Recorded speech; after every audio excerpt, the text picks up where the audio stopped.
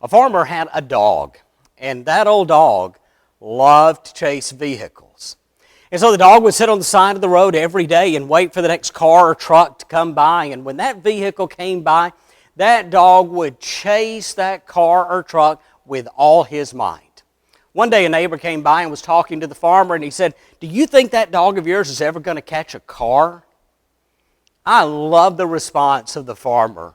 The farmer said, "That's not really what bothers me. What bothers me is what the dog would do if he actually caught one." I think about how we live life today.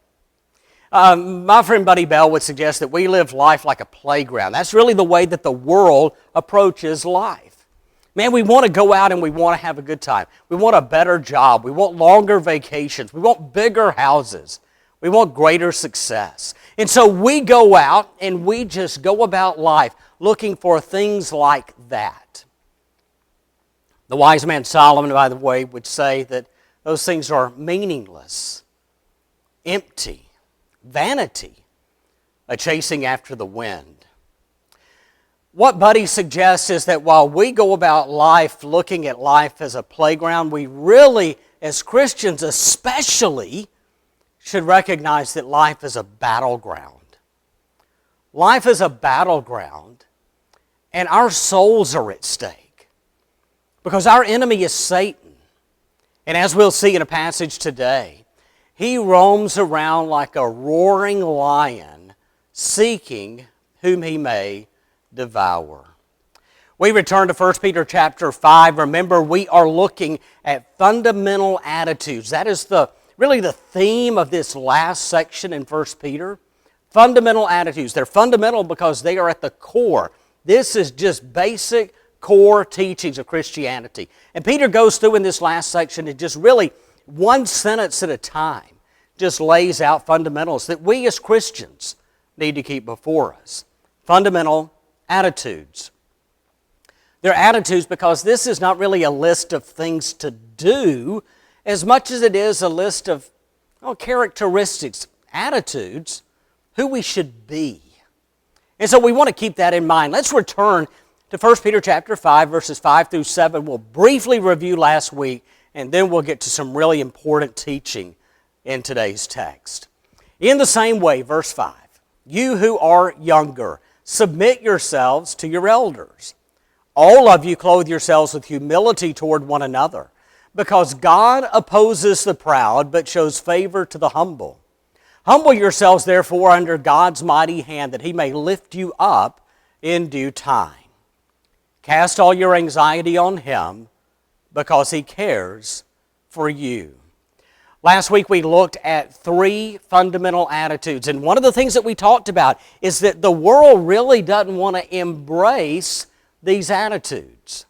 The idea of submission, of lining up under, specifically here, the text talks about, of submitting ourselves to those elders, the shepherds, the spiritual leaders. That's not what the world would say, though, is it? Man, the world would say, you don't have to listen to anybody. You just go out and you do what you want to do. Be who you want to be.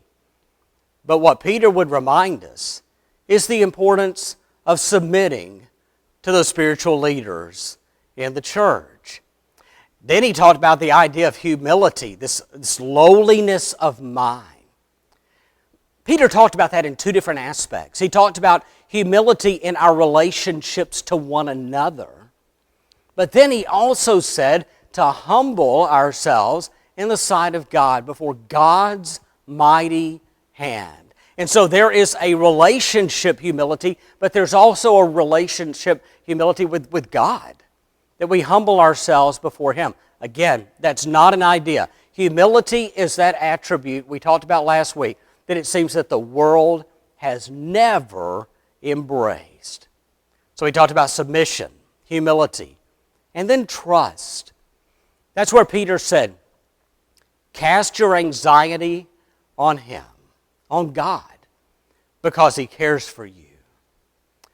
This idea of casting our anxiety is the idea of throwing something onto something else. We literally cast it, we throw it, we hand it to God because we trust him, because we know that God cares for us. And so that was last week. That carried us through verse 7. Let's look today in verse 8, where Peter says, "Be alert and of sober mind. Your enemy, the devil, prowls around like a roaring lion looking for someone to devour." I want to look at two ideas today. We want to start off with this idea of sober-minded. A lot of our translations will use the word self-controlled. All right, so you may ask, Johnny, why are you approaching that one first? Well, most of the other translations will put self-controlled before alert. So what I'm doing right now is going with the majority of translations to put self-controlled, sober-mindedness first. Let's talk about that, though, if we can. What we're really talking about here is the idea of being in control of the issues of life. We have our priorities in place. We have them in an order of importance, but we also understand the importance of balance in life. So this is an idea of total self-control. It is control of mind, and it's in control of our body. This idea of self-control, I like sober-minded, by the way, because it really fits with this idea. We don't want to be intoxicated by the temptations of the world.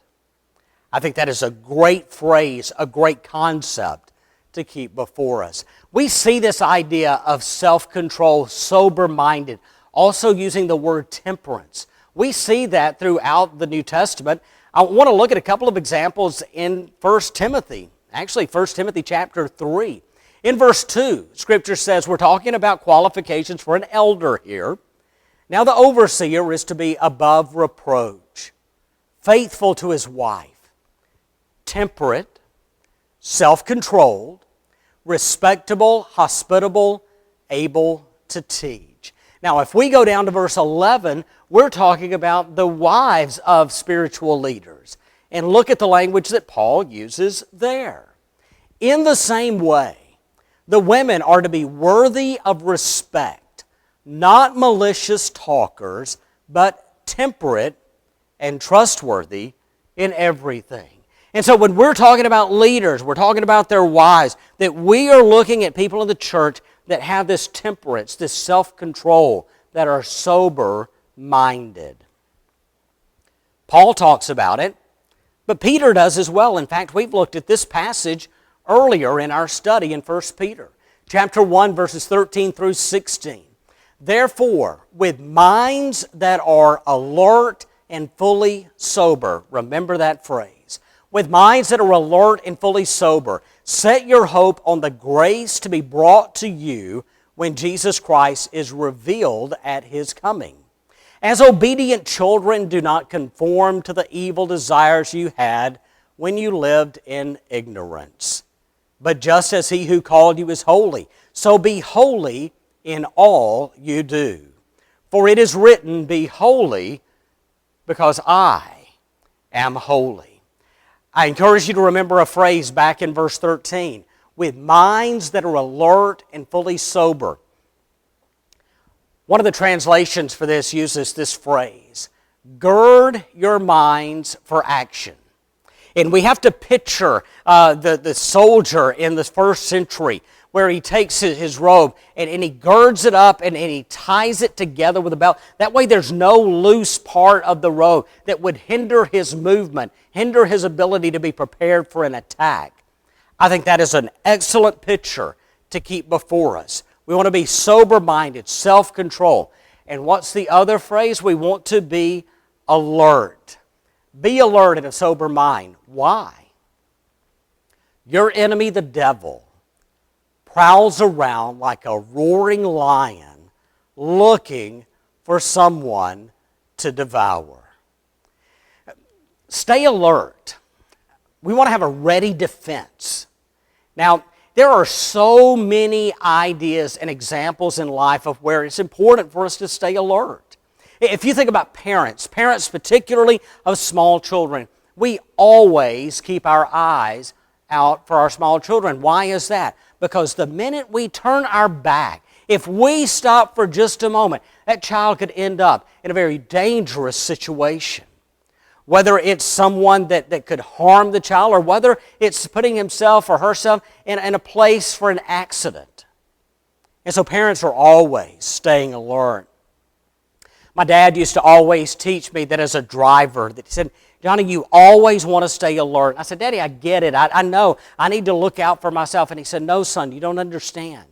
He said, you're not just looking out for yourself. You want to stay alert because there may be another driver in another vehicle that is not alert, that is not paying attention, that may not be sober.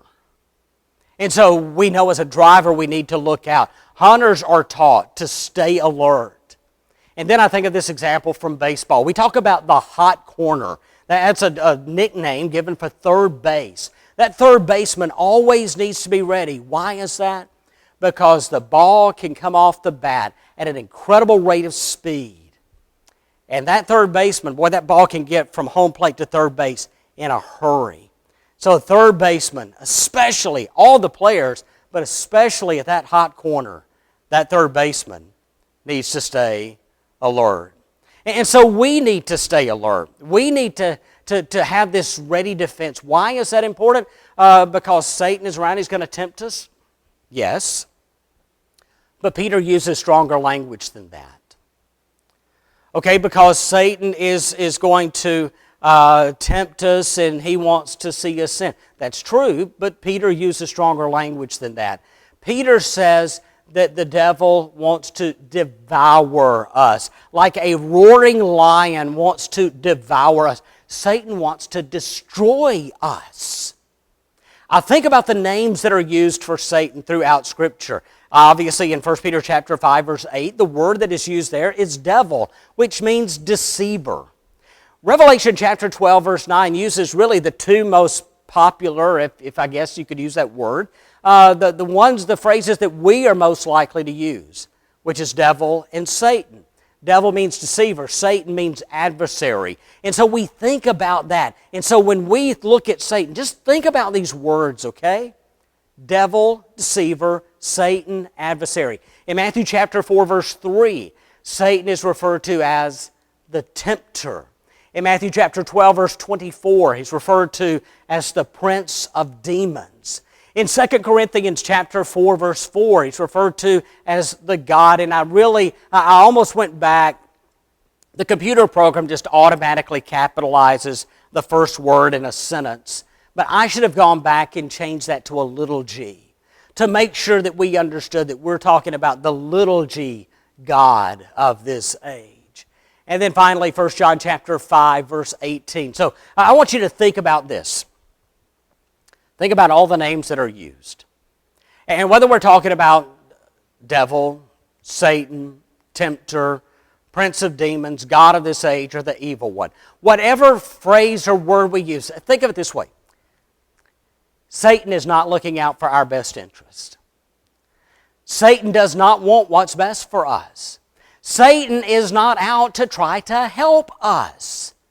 Satan is described in 1 Peter chapter 5, verse 8, as a roaring lion seeking whom he may devour.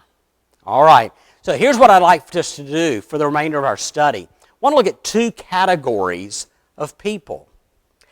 And the whole purpose of this, because we see the presence of Satan working in each of these stories. And each time, Satan's workings, Satan's temptations, reveals something about these individuals. And I want us to look at that, see if we can pick up on that. Judas from John chapter 13. John chapter 13, Jesus comes in and he washes the feet of his disciples. But if you'll remember, he talks about at that Last Supper that Peter would deny, but then he also talks about that one would betray. And so all the disciples are asking the question, who is it? Who is it? Who's going to be that one? John chapter 13, verse 26, Jesus answered, "It is the one to whom I will give this piece of bread when I have dipped it in the dish." Then, dipping the piece of bread, he gave it to Judas, the son of Simon Iscariot.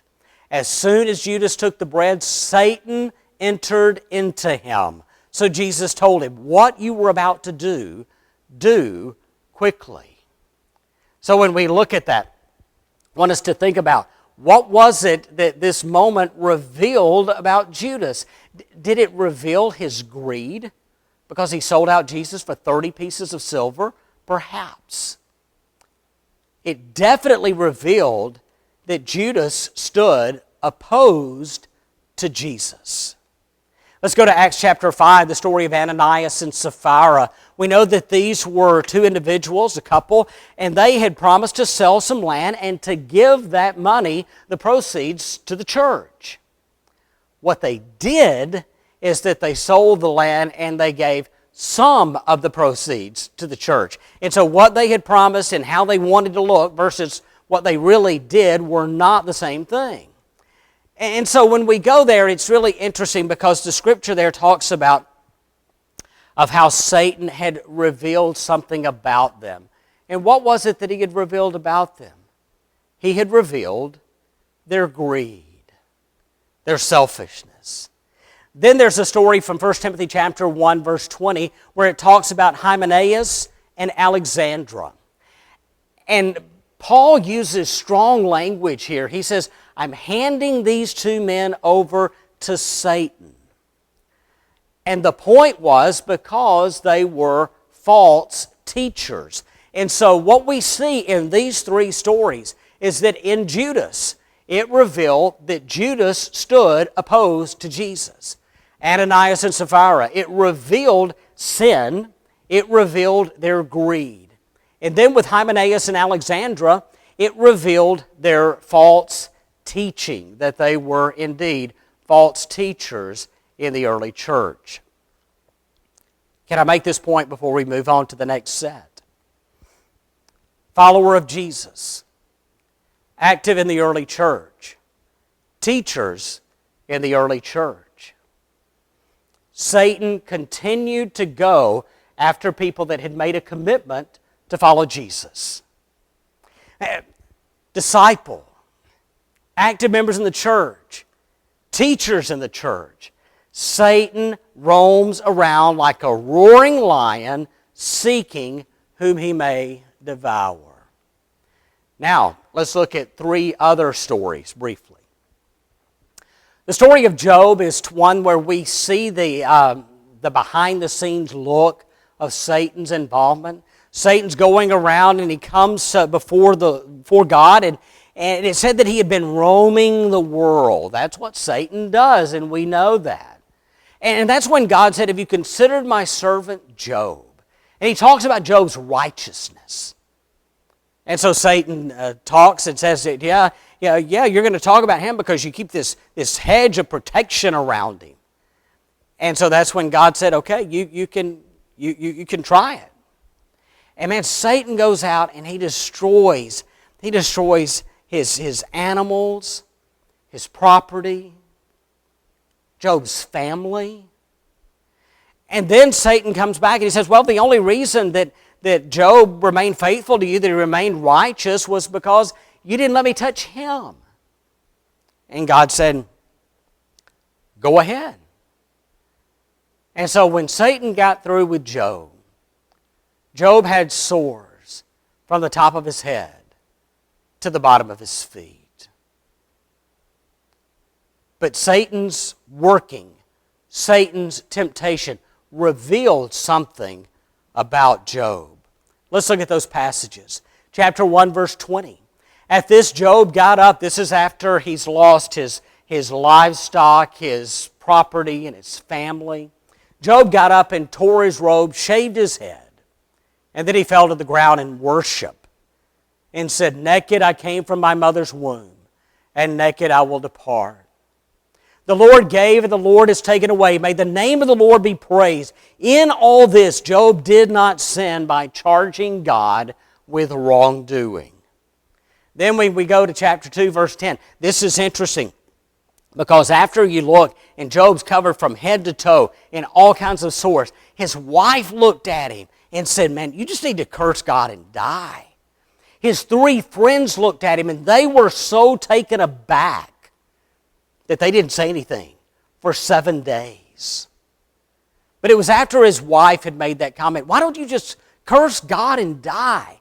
that Job made this statement. He said, "You're talking like a foolish woman. Shall we accept good from God and not trouble?" In all this, Job did not sin in what he said. Satan's attack revealed Job's righteousness. And so we saw the negative side of that with Judas, with Ananias and Sapphira, with Hymenaeus and Alexandra. But what we're seeing now with Job is that Satan's attacks did not win. Satan did not win. This revealed Job's righteousness. So let's look at a second example. This is the Apostle Paul. 2 Corinthians chapter 12, verses 6 through 9. Interesting passage here. Paul says, "Even if I should choose to boast, I would not be a fool, because I would be speaking the truth. But if I refrain, so no one will think more of me than is warranted by what I do or say, or because of these surpassing great revelations." Here's our point. "Therefore, in order to keep me from becoming conceited, I was given a thorn in my flesh, a messenger of Satan to torment me. 3 times I pleaded with the Lord to take it away from me, but He said to me, 'My grace is sufficient for you. My power is made perfect in weakness. Therefore I will boast all the more gladly about my weaknesses, so that Christ's power may rest on me.'" Boy, you talk about a lot of discussion. What was this thorn in the flesh? We don't know. We don't know. What we do know is that Paul described it as a messenger of Satan. But what did that thorn in the flesh reveal about Paul? It revealed his humility. So even in the midst of that, something that just constantly bothered him, tormented him, it revealed Paul's humility. Then one final example. This is from Peter. Luke chapter 22, this is again at the Last Supper. Remember we talked about that Jesus said that Judas would betray and that Peter would deny. This is Luke's account of that story, Luke chapter 22, verses 31 and 32. "Simon, Simon, Satan has asked to sift all of you as wheat. But I have prayed for you, Simon, that your faith may not fail. And when you have turned back, strengthen your brothers." I love this. That, man, as Jesus is talking about this, He's saying, "And Peter, Satan's going to come at you, and you're going to stumble. You're going to fall. But know this, Peter." Jesus is saying this. "Know this, Peter, I've prayed for you, so that when you come back, when you get back up and you come back, your faith will be stronger, and you'll be prepared to strengthen and encourage your brothers." Friends, I want you to think about that, because what is it that Peter has been doing throughout the letter of 1 Peter? He's been striving to strengthen and to encourage early Christians. The very thing that Jesus had said, "Peter, this is what you will do. This is who you will be." And so Peter is now sharing these words of encouragement with the early church. All right, so like I told you earlier, when the world goes around, and even in the church, we see this far too often among Christians, is that we are treating the world like a playground. We are watching the world out there having a good time, they're making more money, getting better jobs, longer vacations, all this, all that, and getting distracted by so many worldly things. In themselves may not be that bad, but when it becomes a distraction, keeping us away from the things of God, then we've got a problem. And when we get so caught up in the world being a playground that we forget it's a battleground, then we're not self-controlled and we're not alert. And what our question needs to be for us today is, are we prepared? I think back to that passage in 1 Peter chapter 1. Are we girding our minds? Are we prepared for the attacks of Satan? Because he's a roaring lion, and he's seeking whom he may devour. And then I ask this: what do Satan's attacks reveal about us? It could be that his attacks are revealing a weakness. Maybe greed. It may even be something that reveals itself to show that we're opposed to the Lord. Or it may be revealing a particular sin. It could be revealing a false teaching of where we need to sit down with an open Bible. And we need to look deeper to make sure that we're more closely following the ways of the Lord. Something we constantly need to be doing. Or could it be that in this season, if you're facing that attack from Satan, could it be that it's revealing a strength about you? Maybe your righteousness. Perhaps your humility. Perhaps the fact that you're actually growing in your faith. This morning as we close out our time together, I hope that we will consider that. Are we prepared?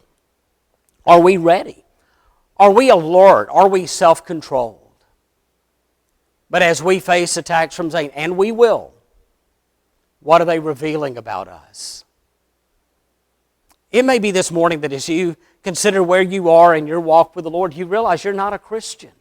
You've never made that commitment to follow the Lord, of giving your life to Jesus, confessing Him as Lord and being baptized for the forgiveness of your sins. And if that's the case, then I sure hope that you would consider making that good decision, best decision you'll ever make, of making it today. It may be that you are going through a season of attack and you realize that it's revealing something about you. And you just like for brothers and sisters to be in prayer for you. We would love to do that. So I encourage you, if there's any way that we can help you, that you will reach out to us at Mall Road Church of Christ. Give us the opportunity, whether it's to study the Bible with you or simply just to pray with you. Anything we can do to help you in your walk with the Lord.